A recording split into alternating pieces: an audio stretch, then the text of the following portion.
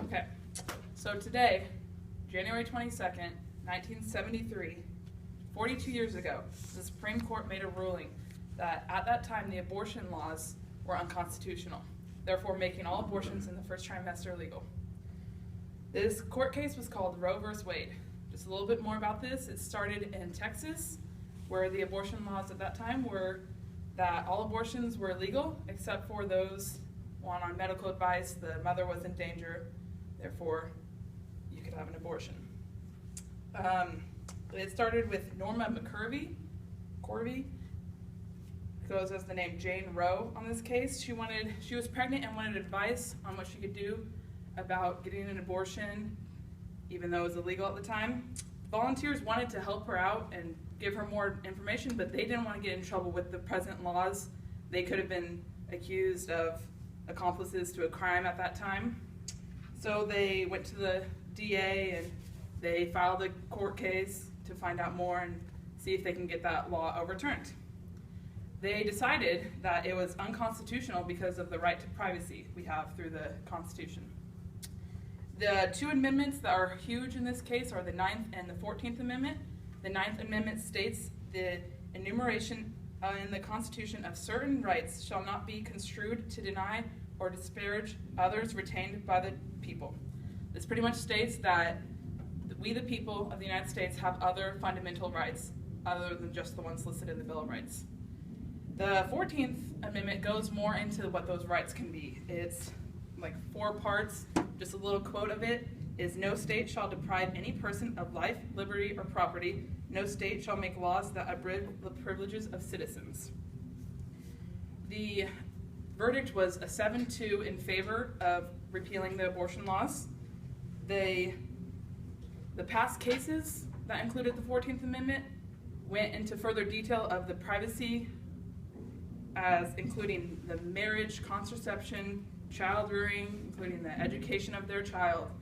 In this case, one of the judges, Justice Harry Blackmun, is quoted saying that this privacy is broad enough to encompass a woman's decision whether or not to terminate her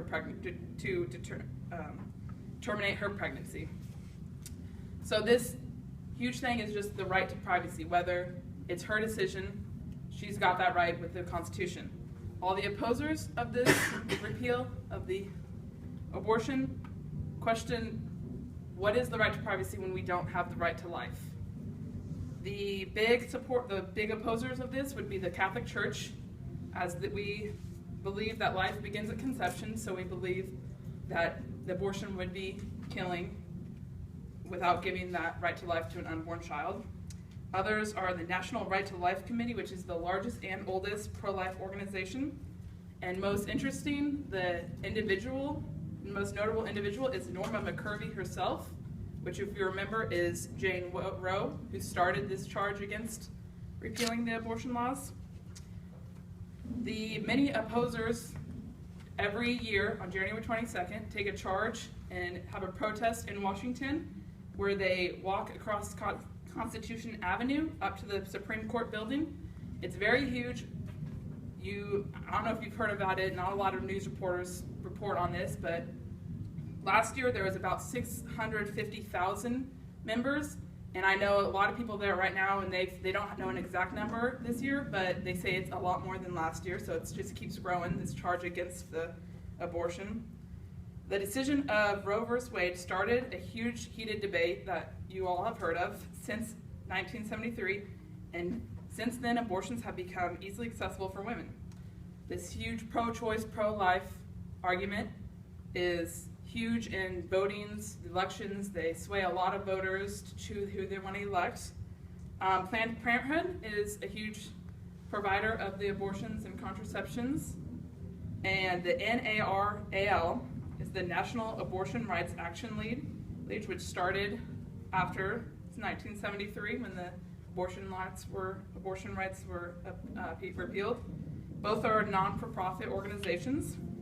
So since this 42 years, since then, 57 million abortions have occurred in America. This case has changed America history, but we can all agree this issue is still very much undecided because you hear about it in every election hear about it with all the politicians, their stance on abortion.